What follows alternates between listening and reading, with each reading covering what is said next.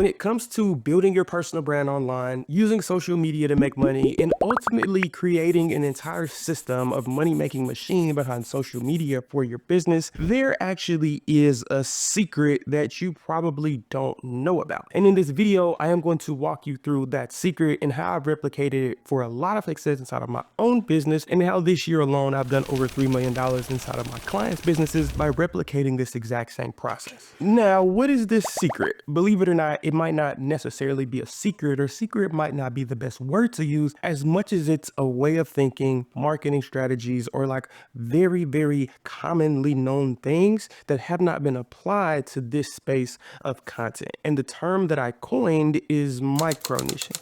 Now, you've probably heard a billion times in every business book, whenever you start a business, you should probably niche down. Typically, I say it really doesn't matter. Just solve a problem. If the problem works, keep going with it. However, content is a completely different game and a completely different monster, especially since 2020, what a lot of people have been doing is making content. So now what has happened to the market of YouTube, Twitter, TikTok, LinkedIn, wherever you are, everybody wants to be a content creator. I mean, seriously, I was hanging out with some kids the other day. I asked them, what do you guys want to be when you grow up? Half of them said streamers. The other half said content creators and influencers. Everybody now is making content because people realize that the attention that happens on social media is attention nonetheless. So the same attention that would have went to a commercial or a Super Bowl spot now goes to these little things that we carry around in our hands all day long. Now, what does that mean for you? Basically, it means that it's significantly harder for you to reach the people that you want to reach, for no other reason than that there are more people trying to reach those people at the exact same time that you're trying to. So the way I see it, there are basically one of two options. Either you compete with everybody else trying to do the exact same thing that you're doing, or you do something completely different.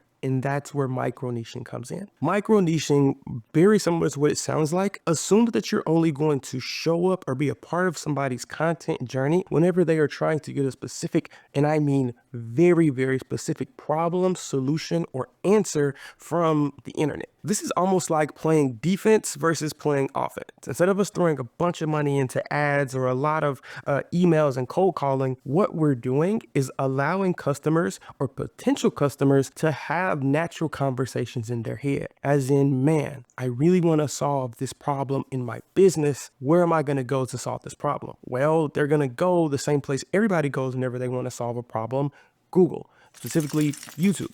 They type in the name of their desired problem, and that is where our micro niching strategy comes in. You now, for this very, very specific problem, for this very small subgroup of people, are one of, if not the only person solving this specific problem, because it is so specific. You are now able to be one of the only authorities when it comes to this specific space. You now can charge a premium price and do a whole lot of other things I'm going to dive into more in just a few seconds. Now, before I go on further with the video at all, I want to give you a real life example of what it looks like to micro niche in a very, very crowded space. We're going to use one of my favorite tools to basically identify micro niching, and it's one of the ones that I use every time I sign on a new client. And let's just hop into my computer because this will make a whole lot more sense once we're actually there. Okay, let's say that you ran a fitness business and basically you made money every time you sold one of your fitness products or services. I am going to do the micro niching strategy and basically walk through what a customer would see and your marketing strategy when it comes to that. So fitness training here, whenever you go into YouTube, is extremely crowded. What that means is the chances of somebody seeing what you're posting or the things that you're talking about are slim to none. And I didn't just come up to these numbers with anything. What I use is probably one of my favorite tools to identify a micro niche is vidIQ. vidIQ gives you a lot of very insightful data along with the score. Now, this is by far the end all be all, but it gives you a really, really good idea of the current videos that are coming out and how frequently they use the search term, in this case, fitness training. Basically, all I see is that the competition is through the roof, which in a space as crowded as fitness training is not surprising one bit. People want to gain muscle and lose weight. So all this is saying is that there are way too many people in here posting way too much with way too many credible sources who have probably ranked at the top of this keyword for forever. And if you or I were to start posting inside of here, we probably wouldn't make any money. Now, let's say you had the same fitness training business that we were talking about before. This time, your product or service was specifically pointed at fitness training for people who have work from home jobs. So basically people who don't go to the gym or don't necessarily want to, they want to be able to work out while they're at home. If I type this in, this vidIQ now gives you a completely different score. This now says that this is a whole lot less crowded and that there are a whole lot less people inside of this market specifically. Again, didn't pull this number out of nowhere. What we're seeing here is that the competition just went down like a lot. The volume also went down by a little bit, but more than anything, what we're starting to see is that the space is opening up a little bit more now that we're starting to niche down or talk through what we're talking through. The only problem with something like this is that the idea that I just told you of people from work from home jobs, how I just explained it, is not how YouTube explains this. So YouTube basically, whenever you type in the exact same keywords that I typed in, talks through it as people who want to find work from home jobs in fitness training. Now, we probably could play around with the keywords to get what we're looking for specifically, but this even still is not niched enough because while there is slightly less competition, the accuracy of what we're looking for is not here. Now, I want to show you something really, really cool because if I type in something just as simple as fitness training for entrepreneurs, I want you to pay attention to just the vidIQ score. Notice what just happened here. We went from competition that was extremely crowded to competition that is literally not crowded at all.